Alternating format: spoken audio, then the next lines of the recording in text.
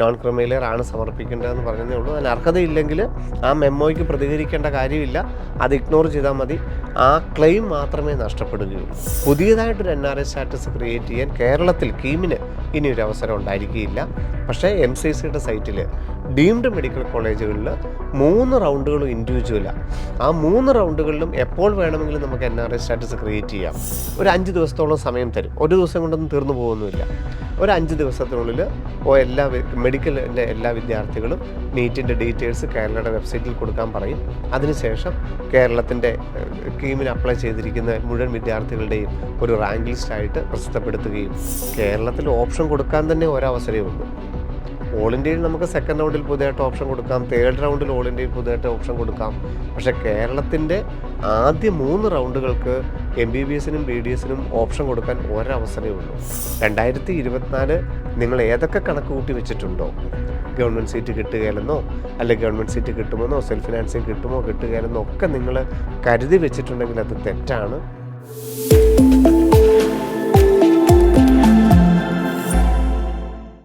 ശിവൻ സാറിനൊപ്പം എന്ന പ്രോഗ്രാമിൻ്റെ 105ാമത് എപ്പിസോഡിലേക്ക് നമ്മൾ പ്രവേശിക്കുകയാണ്.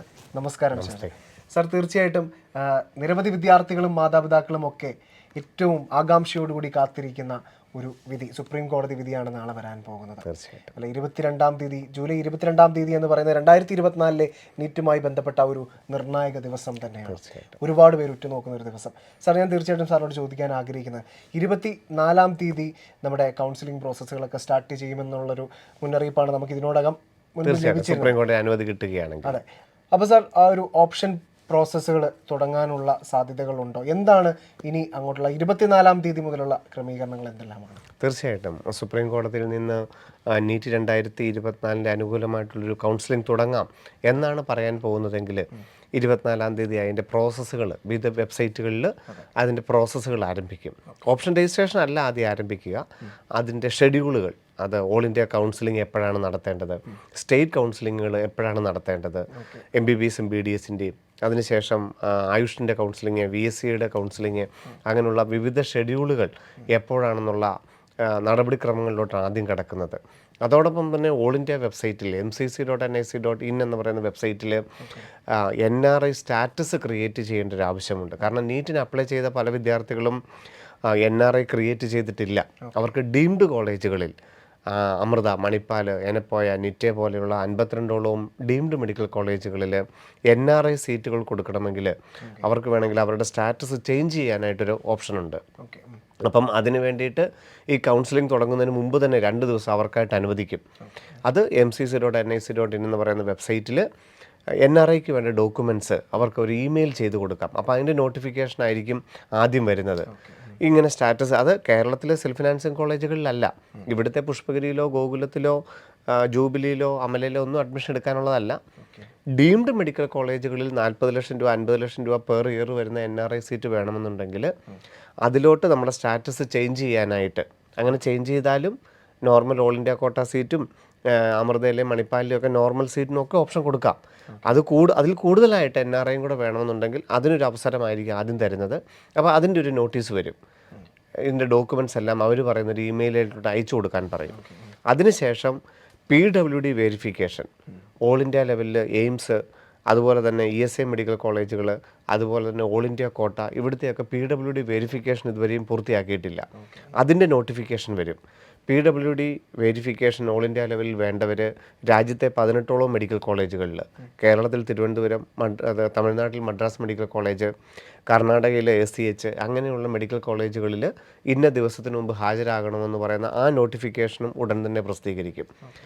അതോടൊപ്പം തന്നെ അതിനുശേഷം സീറ്റ് മെട്രിക്സ്, അതായത് ഈ കഴിഞ്ഞ 20-ാം തീയതി വരെയായിരുന്നു രാജ്യത്തുള്ള മെഡിക്കൽ കോളേജുകളോട് തങ്ങളുടെ സീറ്റുകൾ NMCയുടെ വെബ്സൈറ്റിൽ ആഡ് ചെയ്യാൻ പറഞ്ഞിരുന്നത്. അതിനുശേഷം അതിൻ്റെ ഒരു സീറ്റ് മെട്രിക്സ് വരും. അതിനൊരു 2 ദിവസം സാവകാശം ഉണ്ടാവും. ഈ വർഷം MBBSൻ്റെയും ജനറൽ സീറ്റുകൾ, അതുപോലെ റിസർവേഷൻ സീറ്റുകൾ, ഓൾ ഇന്ത്യ കോട്ട സീറ്റുകളുടെയൊക്കെ ഒരു സീറ്റ് മെട്രിക്സ് അത് അവരുടെ ഇൻറ്റേർണൽ പ്രോസസ്സാണ്, നമ്മൾ അറിയുന്നില്ല. സീറ്റ് മെട്രിക്സ് നിലവിൽ വരും. അതിനുശേഷം അതിൽ ഓൾ ഇന്ത്യ കോട്ടയിൽ എത്ര സീറ്റ് ഉണ്ടെന്നുള്ളത് MCC.NIC.in എന്ന് പറയുന്ന വെബ്സൈറ്റിൽ പ്രസിദ്ധീകരിക്കും. ഈ വർഷം ഓൾ ഇന്ത്യ അലോട്ട്മെൻറ്റിൽ എത്ര ഗവൺമെൻറ് മെഡിക്കൽ കോളേജുകൾ, എത്ര ESI മെഡിക്കൽ കോളേജുകൾ, എത്ര എയിംസ് മെഡിക്കൽ കോളേജുകൾ, എത്ര ജിപ്മർ മെഡിക്കൽ കോളേജുകൾ, എത്ര BSc നഴ്സിംഗ് കോളേജുകൾ, എത്ര ഡീംഡ് മെഡിക്കൽ കോളേജുകൾ, അതിൻ്റെ MBBS സീറ്റ് എത്ര, BDS സീറ്റ് എത്ര, BSc നഴ്സിംഗ് സീറ്റ് എത്ര, അതിൻ്റെ റിസർവേഷൻ കാറ്റഗറി. അപ്പോൾ ഇങ്ങനൊരു സീറ്റ് മെട്രിക്സ് വെബ്സൈറ്റിൽ വരും. ഇതിന് ശേഷം മാത്രമാണ് രജിസ്ട്രേഷൻ നടപടികളിലോട്ട് MCC കിടക്കുന്നത്, MBBSൻ്റെയും BDSൻ്റെയും. അതോടൊപ്പം തന്നെ വിവിധ സംസ്ഥാനങ്ങളിലോട്ട് ഇപ്പം നീറ്റിൻ്റെ ഡാറ്റാബേസ് അയച്ചു കൊടുക്കുന്ന പ്രോസസ്സ്, നീറ്റിൻ്റെ ഈ 23,33,000 കുട്ടികളുടെ ഡാറ്റാബേസ് വിവിധ സ്റ്റേറ്റുകളിലോട്ടും നാഷണൽ മെഡിക്കൽ കമ്മീഷനൊക്കെ അയച്ചു കൊടുക്കും.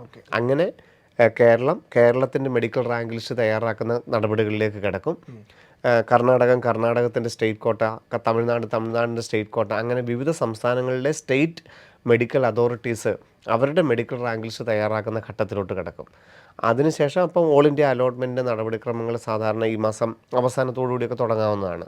അങ്ങനെ തുടങ്ങി രജിസ്ട്രേഷൻ പ്രോസസ്സ്, അതോടൊപ്പം ഓപ്ഷൻ രജിസ്ട്രേഷൻ, അതിനെല്ലാം കൂടി ആ രജിസ്ട്രേഷൻ ചെയ്ത് അപ്പോൾ 24-ാം തീയതി അല്ല, രജിസ്ട്രേഷൻ എന്നാണോ തുടങ്ങുന്നത് അന്ന് മുതൽ 7 ദിവസം കിട്ടും രജിസ്ട്രേഷൻ ചെയ്യാനായിട്ടും. അതായത് പേയ്മെൻറ്റ് അടച്ച് 5,000 അല്ലെ 10,000 അല്ലെ 2 ലക്ഷം അടച്ച് രജിസ്റ്റർ ചെയ്യാനും, ഇന്ത്യയിലുള്ള ഈ നമ്മൾ മുമ്പ് പറഞ്ഞ കോളേജുകളിലൊക്കെ ഓരോ കുട്ടികൾക്കും പ്രിഫറൻസ് ഓർഡർ കൊടുക്കാനും ഒക്കെ ആയിട്ട് 7 ദിവസം ഉണ്ടാവും.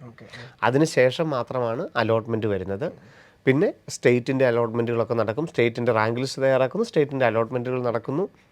ഒപ്പം നമ്മൾ മുമ്പ് പറഞ്ഞ പോലെ മെഡിക്കൽ അലൈഡ് കോഴ്സുകളുടെ അലോട്ട്മെൻറ്റ് നടപടിക്രമങ്ങൾ, ഓൾ ഇന്ത്യ വെറ്റിനറിയുടെ അലോട്ട്മെൻറ്റ് നടപടികൾ, ആയുഷിൻ്റെ നടപടികൾ, ജിബ്ബർ BSc നഴ്സിംഗിൻ്റെ അലോട്ട്മെൻറ്റ് നടപടികൾ, military nursing, join Indian army വഴിയുള്ള മിലിറ്ററി നഴ്സിംഗിൻ്റെ അലോട്ട്മെൻറ്റ് പ്രോസസ്സുകൾ, അങ്ങനെ നീറ്റ് 2024 ബന്ധപ്പെട്ട ആ ഡാറ്റാബേസ് സജ്ജമാകുന്നതോടുകൂടി ഇതിൻ്റെ എല്ലാം ഒരു ക്രമാനുഗതമായിട്ടുള്ള ഒരു പ്രോസസ്സിലോട്ട് കിടക്കും.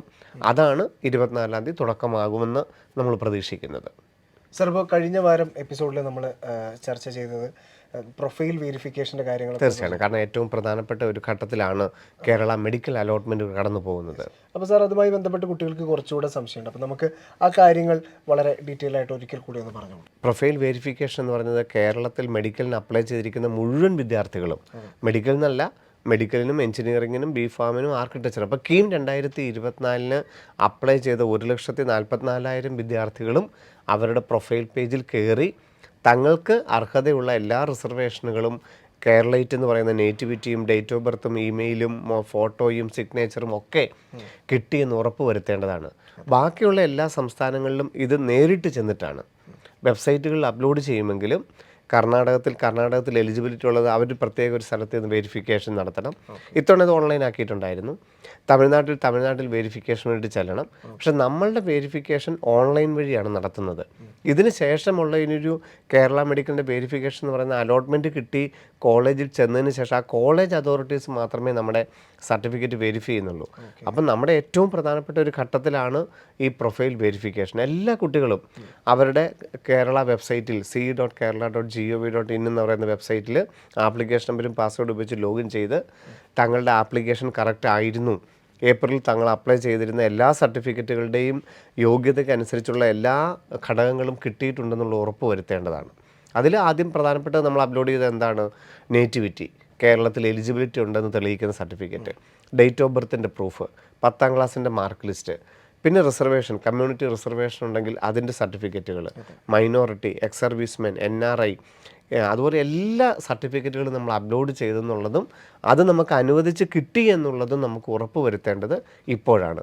അതിൻ്റെ ഡേറ്റ് യഥാർത്ഥത്തിൽ 20-ാം തീയതി വരെ ആയിരുന്നു. അതിപ്പം 23-ാം തീയതി വരെ നീട്ടിയിട്ടുണ്ട്. ഏതെങ്കിലും ഒരു സർട്ടിഫിക്കറ്റിന് വാലിഡ് അല്ല എന്നുണ്ടെങ്കിൽ 23-ാം തീയതി വൈകുന്നേരത്തിനുള്ളിൽ ഇത് വീണ്ടും അപ്ലോഡ് ചെയ്ത് നമുക്ക് അർഹതപ്പെട്ട എല്ലാ കാര്യങ്ങളും കേരളയുടെ പ്രൊഫൈൽ ഉൾപ്പെടുത്താനായിട്ടുള്ളൊരു സാഹചര്യമാണ് ഇപ്പോൾ നിലവിലുള്ളത്. അപ്പം ഇത് കേരളത്തിൽ അപ്ലൈ ചെയ്ത കീമിന് അപ്ലൈ ചെയ്ത എല്ലാവരുടെയും ഏറ്റവും പ്രധാനപ്പെട്ട ഒരു ടൈമാണ് ഈ പ്രൊഫൈൽ വെരിഫിക്കേഷൻ. സർ, കുറേയധികം ആളുകൾ ഈ ഒരു സർട്ടിഫിക്കറ്റ് അപ്ലോഡ് ചെയ്തവരുണ്ട്. പക്ഷെ അവർക്ക് ഒരിക്കൽ കൂടി അതൊന്ന് റീചെക്ക് ചെയ്യണം എന്നൊക്കെ, അത് കറക്റ്റ് ആയോ ഇല്ലയോ എന്ന് അറിയണമെങ്കിൽ. അപ്പോൾ അതിന് അവസരങ്ങളുണ്ടോ? തീർച്ചയായിട്ടും. ഇപ്പം നമുക്ക് എങ്ങനെയാണ് പ്രൊഫൈൽ വെരിഫൈ ചെയ്യേണ്ടത്? നമ്മൾ ആപ്ലിക്കേഷൻ നമ്പറും പാസ്വേഡ് ഉപയോഗിച്ച് ലോഗിൻ ചെയ്യുമ്പം നമുക്ക് ഇടത്ത് സൈഡിൽ പ്രൊഫൈൽ എന്നുള്ളതാണ് ആദ്യം കിടക്കുന്നത്. ആ പ്രൊഫൈലിൻ്റെ താഴെ മെമ്മോ ഉണ്ടോ എന്നുള്ളത് നോക്കണം. ആ മെമ്മോ ഉണ്ടെന്നുണ്ടെങ്കിൽ ആ മെമ്മോയെ ക്ലിക്ക് ചെയ്ത് കഴിഞ്ഞാൽ നമ്മൾ സമർപ്പിച്ച ഏത് സർട്ടിഫിക്കറ്റിനാണ് നമുക്ക് കുഴപ്പമെന്നറിയാം. അതിൻ്റെ കാരണവും ഉണ്ടാകും. അപ്പോൾ നമ്മൾ അതിന് എഗെയിൻസ്റ്റ് ആയിട്ടുള്ള കാര്യങ്ങൾ നമ്മൾ അപ്ലോഡ് ചെയ്യുന്നു. ഉദാഹരണത്തിന് നേറ്റിവിറ്റി ആയിരുന്നു ഒരു കുട്ടിക്ക് കുഴപ്പമെങ്കിൽ നമുക്ക് ആ മെമ്മോയിലുണ്ട് തങ്ങളുടെ നേറ്റിവിറ്റിക്കാണ് കുഴപ്പം, ആ നേറ്റിവിറ്റിയുടെ സർട്ടിഫിക്കറ്റ് കറക്റ്റല്ല, ഈ തന്നിരിക്കുന്ന ഫോർമാറ്റ് അനുസരിച്ച് ഇത് കറക്റ്റ് ചെയ്യാനാണ് പറഞ്ഞിരിക്കുന്നത്. അപ്പം നമ്മൾ അതിൻ്റെ സർട്ടിഫിക്കറ്റ് വീണ്ടും കറക്റ്റ് ചെയ്തിട്ട് അപ്ലോഡ് ചെയ്യുന്നു. അപ്പം അത് കറക്റ്റായി കഴിഞ്ഞാൽ നമുക്ക് ആ മെമ്മോ അവിടെ നിന്ന് അപ്രത്യക്ഷമാവുകയും നേറ്റിവിറ്റിയുടെ അവിടെ കേരളൈറ്റ് എന്നുള്ളത് കാണുകയും ചെയ്യാം. അപ്പോൾ ആ മെമ്മോ അവിടെ നിന്ന് മാറി. ഉദാഹരണത്തിന് നോൺ ക്രിമിലെയർ ആണെങ്കിൽ ഇപ്പോൾ ഈഴവയാണെന്നിരിക്കട്ടെ, ആ നോൺ ക്രിമിലെയറിനായിരുന്നു കംപ്ലയിൻറ്റ്.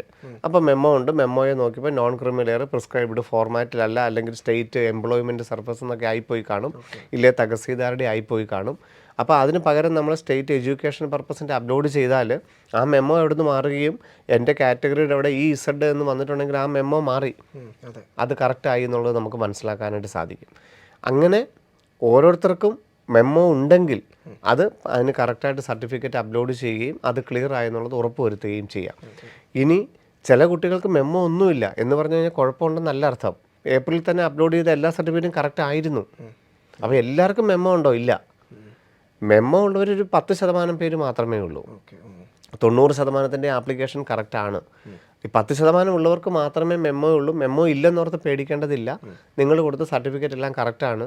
നിങ്ങൾക്ക് നേറ്റിവിറ്റി കേരളൈറ്റ് എന്ന് വന്നിട്ടുണ്ടോ, ഡേറ്റ് ഓഫ് ബർത്തിൻ്റെ അവിടെ കറക്റ്റാണോ, ഫോട്ടോയും സിഗ്നേച്ചറും ഉണ്ടോ, നിങ്ങളുടെ കമ്മ്യൂണിറ്റി റിസർവേഷൻ ഉള്ളതൊക്കെ അവിടെ ഡിസ്പ്ലേ ചെയ്തിട്ടുണ്ടോ, Ezhava, Muslim, backward Hindu, EC eligible candidate, all Christian minority, Muslim minority എന്നുള്ളതൊക്കെ വന്നിട്ടുണ്ടോ എന്ന് നോക്കിയാൽ മാത്രം മതി.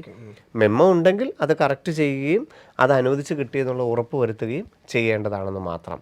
ഇനി നമുക്കിപ്പോൾ ഡൗൺലോഡ് പെർഫോമ എന്നുള്ളത് എല്ലാവരുടെയും വെബ്സൈറ്റിലുണ്ട്. ആ ഡൗൺലോഡ് പെർഫോമ എന്ന് പറയുന്ന ഒരിക്കലും മെമ്മോ അല്ല, അത് ആപ്ലിക്കേഷൻ സമയത്ത് തന്നെ ഉണ്ടായിരുന്നതാണ്. വിവിധ സർട്ടിഫിക്കറ്റുകളുടെ ഫോർമാറ്റുകൾ ഏതൊക്കെയാണെന്നുള്ളത് കുട്ടികൾക്ക് മനസ്സിലാക്കുക എന്ന് വേണ്ടി മാത്രം. അത് ആപ്ലിക്കേഷൻ സമയം കഴിഞ്ഞപ്പോൾ പിൻവലിച്ചായിരുന്നു. ഇപ്പോൾ വീണ്ടും മെമ്മോ ഒക്കെ വന്നു കഴിഞ്ഞപ്പോൾ ആ മെമ്മോ വരുന്ന കുട്ടികൾക്ക് അവരുടെ ആ സർട്ടിഫിക്കറ്റുകളുടെ പെർഫോമ എന്താണെന്ന് മനസ്സിലാക്കണമല്ലോ, ഫോർമാറ്റ് എന്താണെന്ന്. അതിന് വേണ്ടിയിട്ട് മാത്രം ഇപ്പോൾ എല്ലാവർക്കും അത് ആക്ടിവേറ്റ് ചെയ്ത് കൊടുത്തു. മെമ്മോ വന്നവർക്കും മെമ്മോ വരാത്തവർക്കും എല്ലാവർക്കും സർട്ടിഫിക്കറ്റുകളുടെ ഫോർമാറ്റ് അവരവരുടെ പ്രൊഫൈൽ പേജിൽ വന്നപ്പോൾ ഒരു പേടി, ഇനി ഇതാണോ മെമ്മോ, ഈ രീതിയിൽ തന്നെ ഞാനിനി പോയി എല്ലാ സർട്ടിഫിക്കറ്റുകളും ചെയ്യേണ്ടതായിട്ടുണ്ടോ, ഈ എല്ലാ സർട്ടിഫിക്കറ്റിലും എൻ്റെ കുട്ടിയുടെ പേരും ആപ്ലിക്കേഷൻ നമ്പരും ഉണ്ട്, അപ്പോൾ ഞാൻ ഇതുപോലെ തയ്യാറാക്കണമെന്നൊക്കെ എല്ലാവർക്കും സംശയമുണ്ട്. ഡൗൺലോഡ് പെർഫോമ എന്ന് പറയുന്നതും അതിലെ സർട്ടിഫിക്കറ്റുകളുടെ ഫോർമാറ്റും ഒന്നും മെമ്മോ അല്ല. അത് വന്നെന്ന് വിചാരിച്ച് ഇനി വീണ്ടും പോയി ഇതിലൊന്നും ചെയ്യേണ്ട കാര്യമില്ല. അത് ആപ്ലിക്കേഷൻ സമയത്ത് തന്നെ ഉണ്ടായിരുന്ന വിവിധ സർട്ടിഫിക്കറ്റുകളുടെ ഫോർമാറ്റാണ്. നമ്മൾ നോക്കേണ്ടത് പ്രൊഫൈൽ ലോഗിൻ ചെയ്യുമ്പോൾ മെമ്മോ ഉണ്ടോ എന്ന് നോക്കുക. മെമ്മോ ഉണ്ടെങ്കിൽ ആ മെമ്മോ ഏത് സർട്ടിഫിക്കറ്റിനാണ് അതിൻ്റെ ഫോർമാറ്റ് മാത്രം ഡൗൺലോഡ് ചെയ്തിട്ട് പോയി തിരികെ മേടിച്ച് അപ്ലോഡ് ചെയ്താൽ മതിയാകും. അല്ലാതെ എല്ലാവർക്കും അപ്ലൈ ചെയ്ത് 1,44,000 പേർക്കും ഡൗൺലോഡ് പെർഫോമ എന്ന് പറഞ്ഞ ആ സർട്ടിഫിക്കറ്റുകളുടെ ഫോർമാറ്റ് വന്നിട്ടുണ്ട്. അതിലാരും പേടിക്കേണ്ടതായിട്ടില്ല. വീണ്ടും എല്ലാം പോയി ഒന്നും കൂടെ ശരിയാക്കുമൊന്നും വേണ്ട. എന്തെങ്കിലും മെമ്മോ വന്നിട്ടുള്ളവർ മാത്രം അതാത് സർട്ടിഫിക്കറ്റുകളുടെ ഫോർമാറ്റ് എടുത്തുകൊണ്ട് പോയി ക്ലിയർ ചെയ്ത് 23-ാം തീയതിക്കുള്ളിൽ അത് അവരുടെ അർഹതപ്പെട്ട ആ റിസർവേഷൻസ് ഒക്കെ ഒന്ന് കറക്റ്റ് ചെയ്താൽ മാത്രം മതിയാകും. ഇനി മറ്റു ചിലർക്ക്, ഇപ്പം ഉദാഹരണത്തിന് ഈഴവ അല്ലെങ്കിൽ മുസ്ലിം, അവർക്ക് നോൺ ക്രിമിലെയർ കിട്ടില്ല. അവർക്ക് സാമ്പത്തികമായിട്ട് വളരെ ഉയർന്ന വരുമാനമായതുകൊണ്ട് അവർക്ക് റിസർവേഷൻ കിട്ടില്ല. അപ്പം ചിലർക്ക് മെമ്മോ വന്നിട്ടുണ്ട്, നിങ്ങൾക്ക് നോൺ ക്രിമിലെയർ സമർപ്പിക്കാത്തത് കൊണ്ട് നിങ്ങളുടെ ക്ലെയിം നഷ്ടപ്പെടും. അതുകൊണ്ട് അവർക്ക് പേടിയാണ്. കാരണം നോൺ ക്രിമിലെയർ അവർക്ക് തഹസീൽദാരോ വില്ലേജ് ഓഫീസറോ കൊടുക്കില്ല. അങ്ങനെയുള്ളവർ എന്ത് ചെയ്യും എന്ന് ചോദിച്ചിട്ടുണ്ട്.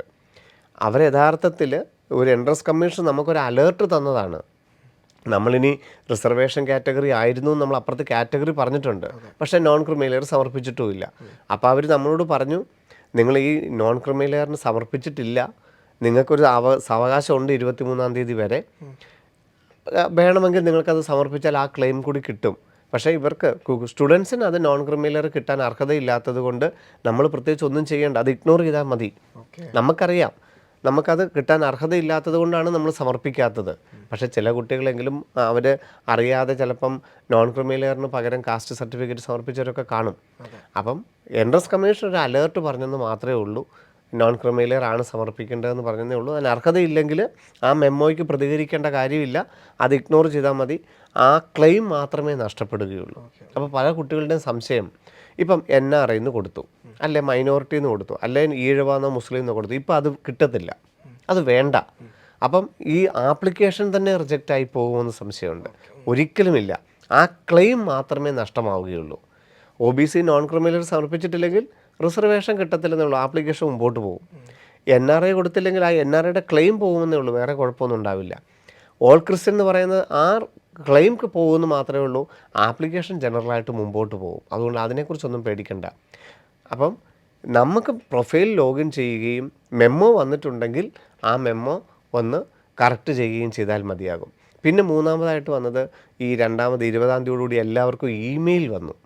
നിങ്ങളെല്ലാവരും ഒരിക്കൽ കൂടി പ്രൊഫൈൽ പരിശോധിക്കണം, ആർക്കെങ്കിലും മെമ്മോ വന്നിട്ടുണ്ടെങ്കിൽ അത് കറക്റ്റ് ചെയ്യണം. അപ്പോൾ പിന്നെയും കുട്ടികൾക്കെല്ലാം പേടിയായി. കാരണം എല്ലാവർക്കും ഇമെയിൽ വന്നു മെമ്മോ വന്നിട്ടുണ്ടെന്നും പറഞ്ഞ്. പക്ഷേ പ്രൊഫൈലിൽ കയറി നോക്കുമ്പോൾ ഒട്ടും മെമ്മോ ആയിട്ട് ഇല്ലതാനും. അത് എല്ലാവരോടും ഒന്ന് ചെക്ക് ചെയ്യാൻ പറഞ്ഞിട്ടുള്ള എല്ലാവർക്കും അയച്ചൊരു ഇമെയിൽ മാത്രമേ ഉള്ളൂ. അപ്പം യാതൊരു തരത്തിലും ആപ്ലിക്കേഷൻ സംബന്ധിച്ചൊരു പാനിക് സിറ്റുവേഷനിലോട്ട് പോകേണ്ട കാര്യമില്ല. ആപ്ലിക്കേഷൻ നമ്പറും പാസ്വേഡ് ഉപയോഗിച്ച് ലോഗിൻ ചെയ്യുന്നു കേരളയുടെ വെബ്സൈറ്റിൽ. നമുക്ക് അർഹതപ്പെട്ടിരിക്കുന്ന റിസർവേഷനുകളും കാറ്റഗറികളും കേരളൈറ്റെന്നും ഡേറ്റ് ഓഫ് ബർത്തും ഇമെയിലും ഫോട്ടോയും സിഗ്നേച്ചറും ഒക്കെ അതിനകത്തുണ്ടെന്നുണ്ടെങ്കിൽ യാതൊരു കുഴപ്പവുമില്ല. എന്തെങ്കിലും ഉണ്ടെങ്കിൽ പ്രൊഫൈൽ എന്ന് പറയുന്ന ഇടത് സൈഡിൻ്റെ താഴെ മെമ്മോ ഉണ്ട്. ആ മെമ്മോയെ ക്ലിക്ക് ചെയ്തിട്ട് എന്താണോ കറക്ഷൻ അത് അപ്ലോഡ് ചെയ്ത് കൊടുത്താൽ മതിയാകും. അതുപോലെ അപ്ലോഡ് ചെയ്ത് കൊടുത്തു കഴിഞ്ഞാൽ ഉടനെ തന്നെ നോക്കുമ്പോൾ അത് കറക്റ്റ് ചെയ്ത് കിട്ടത്തുമില്ല. ചിലപ്പോൾ കുറേ ദിവസങ്ങൾ തന്നെ എടുത്തുന്നിരിക്കും. ഇപ്പം ഈഴവ എന്നുള്ള ഉദാഹരണത്തിലിരിക്കട്ടെ, നമ്മൾ ഈഴവായ്ക്ക് പകരം നമ്മൾ നോൺ ക്രിമിനൽ അപ്ലോഡ് ചെയ്തു. പിറ്റേ ദിവസം തൊട്ട് നമ്മൾ നോട്ടം തുടങ്ങി, നമുക്കിത് അപ്രൂവ് ചെയ്തോ എന്ന്. അപ്പം കാസ്റ്റിൻ്റെ അവിടെ നോക്കുമ്പോൾ ഡിഫക്റ്റ് ഇൻ നോൺ ക്രിമിനൽ എന്ന് എഴുതി, അത് മാറിയിട്ടില്ല, അത് റെഡ് കളറിൽ അവിടെ കിടക്കുകയാണ്. മെമ്മോയെ ക്ലിക്ക് ചെയ്യുമ്പം your application uploaded completely under scrutinising എന്ന് എഴുതിയിരിക്കുന്നത്. ഇതുവരെ ശരിയാകാത്തത് ഞാൻ സമർപ്പിച്ച ആപ്ലിക്കേഷൻ, ഞാൻ സമർപ്പിച്ച സർട്ടിഫിക്കറ്റ് ഡിഫക്റ്റ് ആയതുകൊണ്ടാണോ? ഞാൻ അപ്ലോഡ് ചെയ്തിട്ട് ഒരാഴ്ച കഴിഞ്ഞു, ഇതുവരെ അത് അംഗീകരിച്ച് കിട്ടിയിട്ടില്ല. അപ്പം അണ്ടർ സ്ക്രൂട്ടനിങ് എന്നാണ് ഇപ്പോഴും കിടക്കുന്നത്. അപ്പം ഞാനിനി എൻ്റെ സർട്ടിഫിക്കറ്റ് തെറ്റായതുകൊണ്ടാണോ? അല്ല, അത് സ്ക്രൂട്ടനിങ് പല വ്യക്തികളെ ഏൽപ്പിച്ചിരിക്കുന്നത്. അവരത് കംപ്ലീറ്റ് ചെയ്യാനുള്ളൊരു താമസം കൊണ്ട് മാത്രമേ ഉള്ളൂ. അവിടെ ആ അണ്ടർ സ്ക്രൂട്ടനിങ് കഴിഞ്ഞിട്ട് അത് കറക്റ്റ് സർട്ടിഫിക്കറ്റ് ആണെങ്കിൽ അത് അനുവദിച്ച് കിട്ടും. ഇനിയല്ല, നമ്മൾ രണ്ടാമത് കൊടുത്തതും തെറ്റാണെങ്കിൽ ആ സ്ക്രൂട്ടനിങ് കഴിയുമ്പം അത് വീണ്ടും പ്രൊജക്റ്റ് ചെയ്യുന്നുള്ള മെസ്സേജ് വരികയും നമുക്ക് വീണ്ടും സമർപ്പിക്കാൻ അവസരം കിട്ടുകയും ചെയ്യും 23 തീയതിക്കുള്ളിൽ. അപ്പം നമ്മൾ റെഗുലറായിട്ട് ചെക്ക് ചെയ്താൽ മാത്രം മതി. അണ്ടർ സ്ക്രൂട്ടനിങ് എന്ന് പറയുകയാണെങ്കിൽ നമ്മൾ റെഗുലറായിട്ട് ചെക്ക് ചെയ്തിട്ട് അത് അംഗീകരിച്ച് കിട്ടുന്നത് വരെ നോക്കണം. വീണ്ടും പ്രൊജക്റ്റ് ചെയ്തിട്ട് ബ്രോസ് ബട്ടൺ വരികയാണെങ്കിൽ പുതിയ സർട്ടിഫിക്കറ്റ് എന്താണോ എന്ന് നോക്കിയിട്ട് അത് അപ്ലോഡ് ചെയ്ത് കൊടുക്കുകയും ചെയ്യണം. സാർ ഇപ്പോൾ പറയുണ്ടായി ആപ്ലിക്കേഷൻ റിജക്റ്റ് ആവില്ല, ക്ലെയിം മാത്രമേ പോവുകയുള്ളൂ. അതെ, ആ ക്ലെയിം മാത്രമേ. ഇപ്പോൾ OBC എന്നാണ് OBC പോവും, NRI എന്നാണ് NRI പോകും, അല്ലാതെ ആപ്ലിക്കേഷൻ റിജക്റ്റ് ആവുന്ന പ്രശ്നം ഒന്നിക്കുന്നില്ല. സാർ, അത്തരത്തിൽ എന്തെങ്കിലും ഒരു സാഹചര്യം ഉണ്ടായിട്ടുണ്ടോ ഈ ആപ്ലിക്കേഷൻ റിജക്റ്റ് ആവുന്ന തരത്തിൽ? നമുക്ക് ആപ്ലിക്കേഷൻ പൂർണ്ണമായിട്ടും റിജക്റ്റ് ചെയ്യുന്ന ഒരു സാഹചര്യവുമില്ല. പക്ഷേ നമുക്ക് റാങ്ക് വിത്ത് ഹെൽഡ് ചെയ്യപ്പെടാം. അതായത് ഏറ്റവും പ്രധാനപ്പെട്ട എന്താണ്? നേറ്റിവിറ്റി. കേരളത്തിൻ്റെ റാങ്ക് ലിസ്റ്റ് ഉൾപ്പെടണമെങ്കിൽ നമ്മുടെ നേറ്റിവിറ്റി ക്ലിയർ ആയിരിക്കണം. അതിന് ഈ ലാസ്റ്റ് ഡേറ്റ് എന്നൊരു പ്രശ്നവുമില്ല. നമ്മുടെ നേറ്റിവിറ്റി കേരളയിൽ നിന്ന് വന്നു കഴിയുന്നിടം വരെ നമ്മൾ കൊടുത്ത പ്രൂഫിന് വേണ്ടിയിട്ട് അവർ ഈ മെമ്മോ ഇഷ്യൂ ചെയ്തുകൊണ്ടിരിക്കും. അപ്പം കുട്ടി കേരളത്തിലല്ല ജനിച്ചത്, അച്ഛനോ അമ്മയോ ആണ് കേരളത്തിൽ ജനിച്ചതെങ്കിൽ ആ അച്ഛനോ അമ്മയോ കേരളത്തിൽ ജനിച്ചെന്നുള്ള പ്രൂഫ് സബ്മിറ്റ് ചെയ്യുന്നിടം വരെ അവർ ആ മെമ്മോ ഇഷ്യൂ ചെയ്തുകൊണ്ടിരിക്കും. അത് കഴിഞ്ഞിട്ട് റാങ്ക് ലിസ്റ്റ് ഉൾപ്പെടുത്തുള്ളൂ എന്ന് മാത്രം. അപ്പം കേരള മെഡിക്കൽ റാങ്ക് വന്നു, വിത്ത് ഹെൽഡ് എന്നാണ് കിടക്കുന്നതെങ്കിൽ എന്ത് മനസ്സിലാക്കണം? ആപ്ലിക്കേഷൻ റിജക്റ്റ് ചെയ്തു എന്നല്ല, നമ്മുടെ പ്രൊഫൈൽ മെമ്മോ ഉണ്ട്, നമ്മൾ നേറ്റിവിറ്റി ക്ലിയർ ചെയ്തിട്ടില്ല. ആ നേറ്റിവിറ്റി എത്രയും പെട്ടെന്ന് ക്ലിയർ ചെയ്ത് കൊടുത്താൽ ആ റാങ്ക് അവിടെ ഓപ്പൺ ചെയ്ത് തരും. അപ്പോൾ ആപ്ലിക്കേഷൻ പൂർണ്ണമായിട്ട് റിജക്റ്റ് ചെയ്യുന്ന ഒരു സാഹചര്യവുമില്ല. നമ്മൾ റെഗുലറായിട്ട് നമ്മുടെ പ്രൊഫൈൽ നോക്കി നമുക്ക് മെമ്മോ വന്നിട്ടുണ്ടെങ്കിൽ അത് കറക്റ്റ് ചെയ്താൽ മാത്രം മതിയാകും. നേറ്റിവിറ്റിയുടെ കാര്യത്തിൽ മാത്രമേ ഉള്ളൂ റിസൾട്ട് തടഞ്ഞു വെക്കുകയും നേറ്റിവിറ്റി ക്ലിയർ ചെയ്താൽ മാത്രമേ റാങ്ക് ലിസ്റ്റ് പ്രസിദ്ധപ്പെടുത്തുകയുമുള്ളൂ. സർ, അതുപോലെ തന്നെ ഈ പ്രൊഫൈൽ വെരിഫിക്കേഷൻ്റെ ഒരു പരിമിതി എന്ന് പറഞ്ഞിരിക്കുന്ന ഒരു സമയം 23-ാം തീയതി. അതെ, 23-ാം തീയതി വൈകുന്നേരത്തിനുള്ളിൽ എല്ലാവരും ആപ്ലിക്കേഷൻ ക്ലിയർ ചെയ്യുന്നതെന്ന് തന്നെയാണ് പറഞ്ഞിരിക്കുന്നത്. അപ്പോൾ ഈ NRI എന്ന് പറയുന്ന ഒരു ഓപ്ഷൻ ഒരിക്കൽ കൂടി സമർപ്പിക്കാൻ സാധിക്കും? കേരളത്തിലെ മെഡിക്കൽ വിഭാഗത്തിലാണ് NRI വരുന്നത്. കേരളത്തിലെ MBBSനും BDSനും സെൽഫ് ഫിനാൻസിങ് കോളേജുകളിലാണ് NRI സീറ്റുകൾ വരുന്നത്. അതിന് വേണ്ടിയിട്ട് ഏതാണ്ട് 5ഓളം ഡോക്യുമെൻറ്റ്സ് അപ്ലോഡ് ചെയ്യേണ്ടതായിട്ടുണ്ട്. ആ ഓൾറെഡി അപ്ലോഡ് ചെയ്തവർക്ക് അവരുടെ സർട്ടിഫിക്കറ്റ് വെരിഫിക്കേഷനിൽ എന്തെങ്കിലും അപാകത ഉണ്ടെങ്കിൽ ഒരവസരം കൂടി വരും. പുതിയതായിട്ട് NRI കൊടുക്കാൻ ഇനി ഒരു അവസരം വരുമെന്ന് തോന്നുന്നില്ല. കാരണം അതിനിപ്പോൾ ഈ കഴിഞ്ഞ 19-ാം തീയതി ഒരു അവസരം കൂടി കൊടുത്തിരുന്നു. അപ്ലൈ ചെയ്തപ്പം ഏപ്രിലുണ്ടായിരുന്നു, ജൂൺ 21-ന് കൊടുത്തിരുന്നു, ഇപ്പോൾ ജൂലൈ 19-നും കൊടുത്തിരുന്നു. അപ്പോൾ ഇനിയൊരു അവസരം പുതിയതായിട്ട് NRIക്ക് വരികയില്ല. പക്ഷേ ഈ ഏപ്രിൽ കൊടുത്തവരുടെയും ജൂൺ 21 കൊടുത്തവരുടെയും ജൂലൈ 19 കൊടുത്തവരുടെയും ഒക്കെ സർട്ടിഫിക്കറ്റുകളിൽ എന്തെങ്കിലും പോരായ്മയുണ്ടെങ്കിൽ അത് പരിഹരിക്കാനായിട്ട് അടുത്ത ആഴ്ച ഒരവസരം കൂടി കൊടുക്കും. വിസയോ അല്ലെങ്കിൽ എംപ്ലോയ്മെൻറ്റ് സർട്ടിഫിക്കറ്റോ അല്ലെങ്കിൽ അഫിഡേവിറ്റോ ബന്ധം കാണിക്കുന്ന രേഖയോ ഒക്കെ കറക്ഷൻ വന്നിട്ടുണ്ടെന്നുണ്ടെങ്കിൽ അതിന് ആവശ്യമായ ഒരു സമയം കൂടെ കൊടുക്കുമെന്നല്ലാതെ പുതിയതായിട്ടൊരു NRI സ്റ്റാറ്റസ് ക്രിയേറ്റ് ചെയ്യാൻ കേരളത്തിൽ കീമിന് ഇനിയൊരു അവസരം ഉണ്ടായിരിക്കുകയില്ല. പക്ഷേ MCCയുടെ സൈറ്റിൽ ഡീംഡ് മെഡിക്കൽ കോളേജുകളിൽ 3 റൗണ്ടുകളും ഇൻഡിവിജ്വലാണ്. ആ 3 റൗണ്ടുകളിലും എപ്പോൾ വേണമെങ്കിലും നമുക്ക് NRI സ്റ്റാറ്റസ് ക്രിയേറ്റ് ചെയ്യാം. ആദ്യത്തെ റൗണ്ടിൽ NRI ക്രിയേറ്റ് ചെയ്തിട്ടില്ലെങ്കിൽ സെക്കൻഡ് റൗണ്ടിൽ NRI ക്രിയേറ്റ് ചെയ്യാം. ഡീംഡ് മെഡിക്കൽ കോളേജുകളിൽ, ഗവൺമെൻറ് മെഡിക്കൽ കോളേജുകളിൽ NRI സീറ്റുകളില്ലല്ലോ. 3ാമത്തെ റൗണ്ടിലാണെങ്കിലും NRI സീറ്റ് ക്രിയേറ്റ് ചെയ്യാം.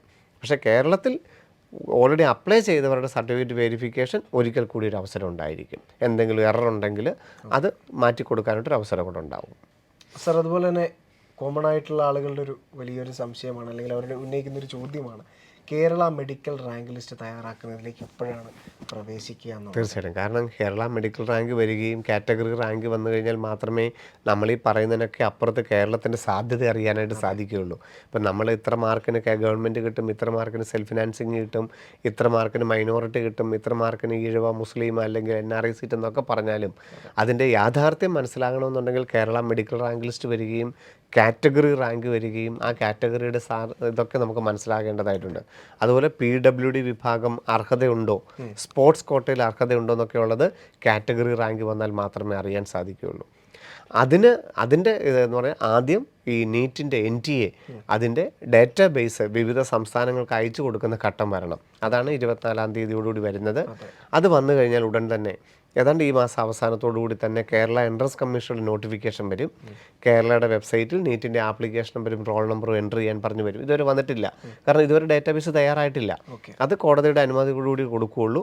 അങ്ങനെ കോടതി നാളെ പറയുകയാണ് മുമ്പോട്ട് പോകാമെന്ന് പറയുകയാണെങ്കിൽ 24-ാം തീയതി 25-ാം തീയതി കൂടി ആ ഡാറ്റാബേസ് അതാത് സംസ്ഥാനങ്ങൾക്ക് കൈമാറും. അതിനുശേഷം ഈ മാസം അവസാനം കേരള എൻട്രൻസ് കമ്മീഷനുടെ വെബ്സൈറ്റിൽ നോട്ടിഫിക്കേഷൻ വരും. കേരളയുടെ വെബ്സൈറ്റിൽ നീറ്റിൻ്റെ ആപ്ലിക്കേഷൻ നമ്പറും റോൾ നമ്പറും എൻ്റർ ചെയ്യാൻ പറഞ്ഞുകൊണ്ട് വരും. ഒരു 5 ദിവസത്തോളം സമയം തരും. ഒരു ദിവസം കൊണ്ടൊന്നും തീർന്നു പോകുന്നുമില്ല. ഒരു 5 ദിവസത്തിനുള്ളിൽ എല്ലാ മെഡിക്കലിൻ്റെ എല്ലാ വിദ്യാർത്ഥികളും നീറ്റിൻ്റെ ഡീറ്റെയിൽസ് കേരളയുടെ വെബ്സൈറ്റിൽ കൊടുക്കാൻ പറയും. അതിനുശേഷം കേരളത്തിൻ്റെ കീമിന് അപ്ലൈ ചെയ്തിരിക്കുന്ന മുഴുവൻ വിദ്യാർത്ഥികളുടെയും ഒരു റാങ്ക് ലിസ്റ്റായിട്ട് പ്രസിദ്ധപ്പെടുത്തുകയും അതിന് വീണ്ടും ആ കേരള റാങ്ക് ലിസ്റ്റ് വന്നതിന് ശേഷം ഒരാഴ്ചയ്ക്ക് ശേഷമായിരിക്കും ഓരോ കാറ്റഗറിയിലും എത്രാമത്തെ ആളാണെന്നുള്ള കാറ്റഗറി ലിസ്റ്റ് വരുന്നത്. അതിനുശേഷം മാത്രമേ ഓഗസ്റ്റ് 2ാമത്തെ ആഴ്ച മാത്രമേ കേരളയുടെ അലോട്ട്മെൻറ്റ് നടപടികളിലേക്ക് ഇനി കടക്കാനുള്ള സാധ്യതയുള്ളൂ. സർ, ഇന്ത്യയിലൊരു ഗവൺമെൻറ് MBBS സീറ്റ് ആഗ്രഹിക്കുന്നവരാണ് ഭൂരിഭാഗം വിദ്യാർത്ഥികൾ. തീർച്ചയായിട്ടും. നീ 2024 എഴുതിയ 23,33,000-ഓളം കുട്ടികളുടെയും ലക്ഷ്യം ഒന്ന് തന്നെയായിരുന്നു, ഒരു ഗവൺമെൻറ് MBBS നിന്ന് തന്നെയായിരുന്നു. ഇപ്പോൾ നമുക്കിപ്പോൾ റിസർവേഷൻ്റെ അടിസ്ഥാനത്തിലായിരിക്കാം, അല്ലെങ്കിൽ കിട്ടിയ സ്കോറിൻ്റെ അടിസ്ഥാനത്തിലായിരിക്കാം ഒക്കെ ഒരു സീറ്റ് ആഗ്രഹിക്കുന്ന ഒരുപാട് വിദ്യാർത്ഥികളുണ്ട്. പക്ഷേ ഇപ്പോഴും അവർ ഭയങ്കര കൺഫ്യൂസ്ഡ് ആയിട്ടിരിക്കുന്ന ഒരു സമയമാണ്, അല്ലേ? തീർച്ചയായിട്ടും. കാരണം എണ്ണത്തിൻ്റെ കാര്യത്തിലും അല്ലെങ്കിൽ റാങ്കിൻ്റെ കാര്യത്തിലും ഒക്കെ ഒരു അനിശ്ചിതാവസ്ഥ തന്നെയുണ്ട്. അതെ. അപ്പോൾ സാർ, ഈ നീറ്റ് 2024-ൻ്റെ ഒരു പൂർണ്ണ ചിത്രം എപ്പോഴായിരിക്കും ഒരു വിദ്യാർത്ഥിക്ക് അല്ലെങ്കിൽ ഒരു പേരൻറ്റിന് ലഭിക്കാൻ സാധിക്കുക? തീർച്ചയായിട്ടും. നമുക്കറിയാം, അപ്പം നമ്മൾ ഈ പറയുന്നതെല്ലാം സാധ്യതകൾ പറയുന്നതെല്ലാം 2023-ൽ ഇത്ര മാർക്കിന് ഇവിടെ കിട്ടി, അല്ലെങ്കിൽ ഇന്ന റാങ്കിന് ഇവിടെ കിട്ടി, ഇന്ന കാറ്റഗറിക്ക് കിട്ടി എന്നൊക്കെ പറയുമ്പോഴും 2024 അതിൽ നിന്നൊക്കെ വ്യത്യസ്തമായിട്ട് സംഭവിക്കാനാണ് സാധ്യതകൾ. അപ്പം അതെപ്പോഴും നമുക്ക് കൃത്യമായിട്ട് മനസ്സിലാക്കുക. ഓൾ ഇന്ത്യയുടെ ഫസ്റ്റ് അലോട്ട്മെൻറ്റ് പ്രസിദ്ധീകരിച്ച് കഴിയുമ്പോൾ ഇന്ത്യയിൽ എവിടെയെങ്കിലും ഗവൺമെൻറ് MBBS സീറ്റ് കിട്ടാനുള്ള ഒരു ചിത്രം വ്യക്തമായിട്ട് നമുക്ക് മനസ്സിലാവും. കാരണം അത്രത്തോളം പുതിയ കോളേജുകൾ ആഡ് ചെയ്യപ്പെടുന്നുണ്ട്. 35ഓളം ഗവൺമെൻറ് മെഡിക്കൽ കോളേജുകൾ ആഡ് ചെയ്യപ്പെടാനുള്ള സാഹചര്യമുണ്ട്. നിലവിലുള്ള പല കോളേജുകളിലും ഗവൺമെൻറ് സീറ്റുകൾ കൂട്ടാനുള്ള സാഹചര്യങ്ങളുണ്ട്. അപ്പം നമ്മളീ പറയുന്നതിനൊക്കെ അപ്പുറത്ത്, അല്ലെ പറഞ്ഞതിനൊക്കെ അപ്പുറത്ത് യഥാർത്ഥത്തിൽ ഇന്ത്യയിൽ എവിടെയെങ്കിലും ഒരു ഗവൺമെൻറ് MBBS സീറ്റ് കിട്ടാനുള്ള സാഹചര്യം ഓൾ ഇന്ത്യയുടെ ഫസ്റ്റ് അലോട്ട്മെൻറ്റ് പ്രസിദ്ധീകരിച്ച് കഴിയുമ്പോൾ മാത്രം എത്രത്തോളം സീറ്റുകൾ ഉണ്ടായിരുന്നു, എത്രത്തോളം റാങ്കുകൾ ഫസ്റ്റ് അലോട്ട്മെൻറ്റിൽ തന്നെ വന്നു എന്ന് നമുക്ക് കാണുമ്പോൾ മാത്രമാണ് 2024-ൻ്റെ ഓൾ ഇന്ത്യ തലത്തിലുള്ളൊരു ചിത്രം വ്യക്തമാവുകയുള്ളൂ. കേരളത്തിൻ്റെ സാധ്യതകൾ മനസ്സിലാക്കുമ്പോഴത്തേക്കും കേരളത്തിൻ്റെ ഫസ്റ്റ് അലോട്ട്മെൻറ്റ്, ഓൾ ഇന്ത്യയുടെ ഫസ്റ്റ് അലോട്ട്മെൻറ്റ് കഴിഞ്ഞ ഉടനെ തന്നെ കേരളത്തിൻ്റെ ഗവൺമെൻറ് മേഖലയുടെയും സ്വകാര്യ മേഖലയിലുടെയും MBBSഉം BDSഉം ഒരു അലോട്ട്മെൻറ്റ് കഴിയും. അങ്ങനെ കേരളത്തിൻ്റെ ഒരു അലോട്ട്മെൻറ്റും കൂടെ കഴിയുമ്പോഴാണ് യഥാർത്ഥത്തിൽ 2ാം ഘട്ടം തുടങ്ങുന്നതിന് മുമ്പ് ഓൾ ഇന്ത്യയുടെ രണ്ടാം ഘട്ടവും കേരളത്തിൻ്റെ രണ്ടാം ഘട്ടവും തുടങ്ങുന്നതിന് മുമ്പാണ് യഥാർത്ഥത്തിൽ നമ്മളുടെ സാധ്യതകൾക്കനുസരിച്ചുള്ളൊരു പുനഃപരിശോധന ആവശ്യമുള്ളത്. നമ്മൾ ഏത് അലോട്ട്മെൻറ്റ് വഴി മുമ്പോട്ട് പോകണം? ഓൾ ഇന്ത്യ തലത്തിലാണോ പോകേണ്ടത്, അല്ല ബെറ്റർ കോളേജ് കിട്ടാൻ കേരളത്തിൽ തന്നെ നിൽക്കുകയാണോ ചെയ്യേണ്ടത്? അവിടെയാണ് യഥാർത്ഥത്തിൽ നമ്മളൊരു ചിത്രം വ്യക്തമാകുന്നത്. ഇപ്പോൾ പല കുട്ടികൾക്കും ഉണ്ട്, ഞാൻ എങ്ങനെ ഓപ്ഷൻ വെക്കും, ഞാൻ ഏത് ഓപ്ഷൻ വെക്കുന്നതായിരിക്കും നല്ലത്, ഓൾ ഇന്ത്യ തലത്തിൽ വെക്കണോ? ഇപ്പോൾ നമ്മൾ നോക്കേണ്ടത് നമുക്കൊരു സീറ്റ് എന്നുള്ളതാണ് അത്യാവശ്യം. ഓൾ ഇന്ത്യ തലത്തിൽ ഇന്ത്യയിൽ എവിടെയെങ്കിലും ഗവൺമെൻറ് MBBS സീറ്റ് വെക്കണം എന്ന് ആഗ്രഹം ഉണ്ടെങ്കിൽ എല്ലാവരും സമർപ്പിക്കണം. അപ്പോൾ 550 മാർക്കുള്ളൊരു കുട്ടി എന്ന് ചോദിച്ചു, സാർ ഞാൻ ഓൾ ഇന്ത്യയിൽ വെക്കണോ? ഓൾ ഇന്ത്യയിൽ വെക്കണോ വെക്കണ്ടയോ എന്നൊന്നും പറയാൻ നമുക്കാവില്ല. 2023 ഇത്ര റാങ്കിന് കിട്ടിയിട്ടില്ല. ഇന്ത്യയിൽ എവിടെയെങ്കിലും ഒരു ഗവൺമെൻറ് സീറ്റ് ആണെങ്കിൽ 164 മാർക്കിന് മുകളിലുള്ള എല്ലാവരും സമീപിക്കേണ്ട വെബ്സൈറ്റാണ് mcc.nic.in. ആ വെബ്സൈറ്റിൽ ഓപ്ഷൻ കൊടുക്കുക. ഇല്ലെങ്കിൽ ഫസ്റ്റ് അലോട്ട്മെൻറ്റിൽ ഏത് റാങ്ക് വരെ വന്ന് നോക്കിയിട്ട് സെക്കൻഡ് അലോട്ട്മെൻറ്റിൽ കൊടുത്താലും മതിയാകും. 600 മാർക്കുള്ള ഒരാൾക്ക് സംശയമാണ്, ഇന്ത്യയിൽ എവിടെയെങ്കിലും ഒരു സീറ്റ് വേണമെന്ന് ആഗ്രഹമുണ്ട്. ഇപ്പോൾ പക്ഷേ 10,000 രൂപ ആദ്യം തന്നെ മുടക്കണോ? ഈ 10,000 രൂപ അലോട്ട്മെൻറ്റ് കിട്ടിയില്ലെങ്കിൽ ഡിസംബറൊക്കെ ആകുമ്പോൾ തിരിച്ച് കിട്ടും, എന്നാലും അത്രയും നാളത്തേക്ക് വേണ്ടി മുടക്കണോ? വേണ്ട. ഓൾ ഇന്ത്യയുടെ ഫസ്റ്റ് റൗണ്ടിൽ കൊടുത്തില്ലെങ്കിൽ ഓൾ ഇന്ത്യയുടെ സെക്കൻഡ് റൗണ്ടിൽ കൊടുക്കാനുള്ള അവസരമുണ്ട്. പക്ഷേ ഇന്ത്യയിൽ എവിടെയെങ്കിലും ഒരു ഗവൺമെൻറ് MBBS സീറ്റാണ് വേണ്ടതെങ്കിൽ ഫസ്റ്റ് അലോട്ട്മെൻറ്റിൽ മാക്സിമം ഓപ്ഷൻ കൊടുക്കുന്നത് തന്നെയാണ് നല്ലത്. പ്രത്യേകിച്ചും 20,000, 22,000, 25,000 റാങ്ക്, 26,000 റാങ്കൊക്കെ ഉള്ള കുട്ടികൾ ഇന്ത്യയിൽ എവിടെയെങ്കിലും ഒരു ഗവൺമെൻറ് MBBS സീറ്റാണ് വേണ്ടതെങ്കിൽ ഫസ്റ്റ് അലോട്ട്മെൻറ്റിൽ മാക്സിമം ഓപ്ഷൻ കൊടുക്കുന്നതാണ് നല്ലത്. അതുപോലെ തന്നെ ഡീംഡ് മെഡിക്കൽ കോളേജിൽ പഠിക്കാൻ ആഗ്രഹമുള്ളവർക്കും ഫീസ് കുറഞ്ഞ ഡീംഡ് മെഡിക്കൽ കോളേജിൽ പഠിക്കാനാണ് ആഗ്രഹമെങ്കിൽ ആദ്യത്തെ റൗണ്ടിൽ കൂടുതൽ ഓപ്ഷൻ കൊടുക്കുന്നതാണ് നല്ലത്. പിന്നെ അലോട്ട്മെൻറ്റ് മുമ്പോട്ട് പോകുമ്പോൾ അതിൽ മറ്റുള്ള സ്റ്റേറ്റുകളിൽ നിന്നൊക്കെ ആവശ്യക്കാർ കൂടുതലായി വരും. അതുകൊണ്ട് ഗവൺമെൻറ് MBBS സീറ്റ് ആണെങ്കിൽ ഓൾ ഇന്ത്യ തലത്തിൽ കൊടുക്കുക, ഡീംഡ് ആണെങ്കിൽ ഓൾ ഇന്ത്യ തലത്തിൽ കൊടുക്കുക. ഇനി അതല്ല കേരളത്തിലോട്ട് വരുമ്പോഴോ, കേരളത്തിൽ ഓപ്ഷൻ കൊടുക്കാൻ തന്നെ ഒരവസരമേ ഉള്ളൂ. ഓൾ ഇന്ത്യയിൽ നമുക്ക് സെക്കൻഡ് റൗണ്ടിൽ പുതിയതായിട്ട് ഓപ്ഷൻ കൊടുക്കാം, തേർഡ് റൗണ്ടിൽ ഓൾ ഇന്ത്യയിൽ പുതിയതായിട്ട് ഓപ്ഷൻ കൊടുക്കാം. പക്ഷേ കേരളത്തിൻ്റെ ആദ്യ 3 റൗണ്ടുകൾക്ക് MBBSനും BDSനും ഓപ്ഷൻ കൊടുക്കാൻ ഒരവസരമേ ഉള്ളൂ. ഇന്നും ഒരു പേരൻറ്റ് ചോദിച്ചു, സാറേ NRI സീറ്റ് ഞാൻ രണ്ടാമത്തെയോ മൂന്നാമത്തെയോ റൗണ്ടിൽ ആഡ് ചെയ്താൽ മതിയോ? ആദ്യം ഞാൻ ഗവൺമെൻറ് സീറ്റുകളും സെൽഫ് ഫിനാൻസിങ് കോളേജുകളുടെ മെറിറ്റ് ഫീസും മാത്രം വെച്ചിട്ട് ആദ്യത്തെ 2 റൗണ്ടിലും കിട്ടിയില്ല, മൂന്നാമത്തെ റൗണ്ടിൽ മാത്രം NRI സീറ്റ് വെച്ചാൽ മതിയോ എന്ന് ചോദിച്ചു. അങ്ങനെ ആവില്ല. കേരളത്തിൻ്റെ ആദ്യത്തെ 3 റൗണ്ടിൽ ഗവൺമെൻറ് സീറ്റാണെങ്കിലും സെൽഫ് ഫിനാൻസിങ് സീറ്റാണെങ്കിലും NRI സീറ്റാണെങ്കിലും വേണോ, ആദ്യത്തെ പ്രാവശ്യം തന്നെ ഓപ്ഷൻ കൊടുത്തോണം. ഇല്ലെങ്കിൽ പിന്നെ 4ാമത്തെ സ്റ്റേ വേക്കൻസി ഉണ്ടെങ്കിൽ സാധാരണ ഒരു ഗവൺമെൻറ് കോളേജിലൊരു 4 സീറ്റ്, സെൽഫ് ഫിനാൻസിങ് കോളേജിൽ ഒരു 20-25 സീറ്റ് മാത്രമേ സ്റ്റേ വേക്കൻസിയിൽ ഒഴിവ് വരാറുള്ളൂ, അതും ഏതെങ്കിലും ഒരു കോളേജിൽ. അപ്പം നമുക്കൊരു സീറ്റാണ് വേണ്ടതെങ്കിൽ ആദ്യത്തെ റൗണ്ടിൽ കൊടുക്കുന്നതാണ് നല്ലത്. ഇപ്പം ഉദാഹരണം ശരിയാണ്, ബ്രിമ്മായിട്ട് നിൽക്കുന്നവർക്ക് ഗവൺമെൻറ് BDS വെക്കണോ? ആദ്യം BDS വെച്ച് കഴിഞ്ഞാൽ സ്റ്റേ വേക്കൻസിയിൽ പരിഗണിക്കാതിരിക്കില്ലേ എന്നുള്ള സാധ്യതയുണ്ട്. അതൊക്കെ നമുക്ക് 3ാമത്തെ റൗണ്ട് വരുമ്പോഴേക്കും അങ്ങനെ ഗവൺമെൻറ് സ്റ്റേ വേക്കൻസിയിൽ ഉണ്ടെങ്കിൽ അപ്പം വേണമെങ്കിൽ ക്വിറ്റ് ചെയ്ത് നിൽക്കാം. BDS എടുത്തു, BDS എടുത്തിട്ട് 3ാമത്തെ അലോട്ട്മെൻറ്റ് അടുക്കാറാകുമ്പോഴത്തേക്കും നമുക്ക് മനസ്സിലായി സ്റ്റേ വേക്കൻസിയിലാണെങ്കിലും ചിലപ്പോൾ ഗവൺമെൻറ് സീറ്റ് കിട്ടാനുള്ള സാധ്യതയുണ്ട് MBBS. അപ്പോൾ ക്വിറ്റ് ചെയ്തിട്ട് വേണമെന്നുണ്ടെങ്കിൽ വീണ്ടും സ്റ്റേ വേക്കൻസിയിൽ പങ്കെടുക്കാം. പക്ഷേ ഓപ്ഷൻ്റെ നിയമപ്രകാരം കേരളത്തിൽ government MBBS seat, self financing MBBS seat, government BDS, self financing BDS, ഈ 4ഉം ഒരു റൗണ്ടിലാണ്. ഇത് കൊടുക്കാൻ ഒരവസരമേ ഉള്ളൂ. പിന്നെ 4ാമത്തെ റൗണ്ടിൽ സ്റ്റേ വേക്കൻസിയിൽ മാത്രമേ പുതുതായിട്ട് ഓപ്ഷൻ കൊടുക്കാൻ അവസരമുള്ളൂ. അഗ്രികൾച്ചർ, വെറ്റിനറി, ആയുർവേദം പോലെയുള്ള 11 അലൈഡ് കോഴ്സുകളുടെ അലോട്ട്മെൻറ്റ് ഇത് കഴിഞ്ഞാൽ ഉടൻ വരുന്നുണ്ട്. അവിടെയും ഇത് തന്നെയാണ്. ആദ്യത്തെ 3 റൗണ്ടുകൾക്ക് വേണ്ടിയിട്ട് ഓപ്ഷൻ കൊടുക്കാൻ ഒരവസരമേ ഉള്ളൂ. അഗ്രികൾച്ചറും വെറ്റിനറി, ആയുർവേദവും ഹോമിയോയും ഫിഷറീസും ഫോറസ്ട്രിയും പുതിയ കോഴ്സുകളും ഒക്കെ കൊടുക്കാൻ ഈ ആദ്യത്തെ റൗണ്ടിൽ തന്നെ കൊടുക്കണം. അപ്പോൾ ഇവിടെയാണ് നമ്മൾ മുമ്പ് പറഞ്ഞ പ്രിഫറൻസ്. നമ്മുടെ ഈ 2024 സ്കോർ വെച്ചിട്ട് ഏതൊക്കെ കോഴ്സിന് പഠിക്കാൻ താല്പര്യമുണ്ടോ അതിലൊക്കെ നമ്മുടെ താല്പര്യത്തിനനുസരിച്ച് മാക്സിമം ഉൾക്കൊള്ളിക്കാൻ തയ്യാറാവുകയും വേണം. പക്ഷേ ഓൾ ഇന്ത്യ കൗൺസിലിംഗ് അങ്ങനെയല്ല, 3 റൗണ്ട് ഇൻഡിവിജ്വലാണ്. 3 റൗണ്ടിൽ നമുക്ക് എപ്പോൾ വേണമെങ്കിലും ജോയിൻ ചെയ്യാം. അവിടെ ഓൾ ഇന്ത്യയുടെ സ്റ്റേ വേക്കൻസിയിൽ ഓൾ ഇന്ത്യയുടെ 4ാം ഘട്ടത്തിൽ പുതിയതായിട്ട് ഓപ്ഷൻ അനുവദിക്കുകയില്ല. ഓൾ ഇന്ത്യയുടെ 3ാം ഘട്ടം കൊണ്ട് രജിസ്ട്രേഷനും ഓപ്ഷൻ രജിസ്ട്രേഷനും തീരും. പക്ഷേ കേരളത്തിൻ്റെ സ്റ്റേ അങ്ങനെയല്ല. കേരളത്തിൻ്റെ സ്റ്റേയിൽ 4ാമത്തേനകത്ത് വേക്കൻസി 10 തുടങ്ങിയാൽ 10 പുതിയതായിട്ട് ഓപ്ഷൻ കൊടുക്കാം. പക്ഷേ ഓൾ ഇന്ത്യയുടെ സ്റ്റേ ഓൾ ഇന്ത്യയുടെ 3ാം ഘട്ടത്തിൽ കൊടുത്തിരിക്കുന്ന ഓപ്ഷൻ പരിഗണിച്ച് ഒരു സീറ്റും അലോട്ട് ചെയ്യാത്തവരെ മാത്രമേ ഓൾ ഇന്ത്യയുടെ 4ാം ഘട്ടത്തിൽ പരിഗണിക്കുകയുള്ളൂ. അതൊക്കെ അലോട്ട്മെൻറ്റിൻ്റെ അതാത് സമയങ്ങളിൽ നിങ്ങൾക്ക് കൃത്യമായിട്ട് മനസ്സിലാവും. അതനുസരിച്ച് നമുക്ക് ഓപ്ഷൻ രജിസ്ട്രേഷൻ കൊടുക്കുകയും കൊടുക്കാതിരിക്കുകയും ഒക്കെ ചെയ്യാം. ഇപ്പോൾ സാറ് ചോദിച്ചതിന് ഉത്തരം 2024 നിങ്ങൾ ഏതൊക്കെ കണക്ക് കൂട്ടി വെച്ചിട്ടുണ്ടോ, ഗവൺമെൻറ് സീറ്റ് കിട്ടുകയില്ലെന്നോ അല്ലെങ്കിൽ ഗവൺമെൻറ് സീറ്റ് കിട്ടുമെന്നോ സെൽഫ് ഫിനാൻസിങ് കിട്ടുമോ കിട്ടുകയില്ലെന്നോ ഒക്കെ നിങ്ങൾ കരുതി വെച്ചിട്ടുണ്ടെങ്കിൽ അത് തെറ്റാണ്. 2024 ചിത്രം വ്യക്തമാകുന്നത് ഓൾ ഇന്ത്യ തലത്തിലുള്ള ഫസ്റ്റ് അലോട്ട്മെൻറ്റ് കഴിയുമ്പോഴും കേരളത്തിൻ്റെ ഫസ്റ്റ് അലോട്ട്മെൻറ്റ് കഴിയുമ്പോഴും മാത്രമാണ്. അതുകൊണ്ട് മുൻവിധികളോടെ ഒരിക്കലും നമ്മൾ പ്രിഫറൻസ് ഓർഡർ കൊടുക്കരുത്. നിങ്ങളുടെ ആഗ്രഹത്തിനനുസരിച്ച് മുഴുവൻ ഓപ്ഷൻസും ആദ്യം തന്നെ കൊടുക്കുന്നതാണ് നല്ലത്.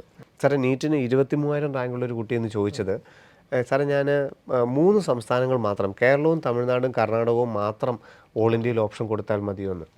എങ്ങനെ ആ കുട്ടിയോട് ഉത്തരം പറയാൻ സാധിക്കും? ഒരു ഗവൺമെൻറ് MBBS സീറ്റാണ് വേണ്ടതെങ്കിൽ ആദ്യത്തെ റൗണ്ട് മുതൽ പോകാവുന്ന മുഴുവൻ ഓപ്ഷൻസും കൊടുക്കണം.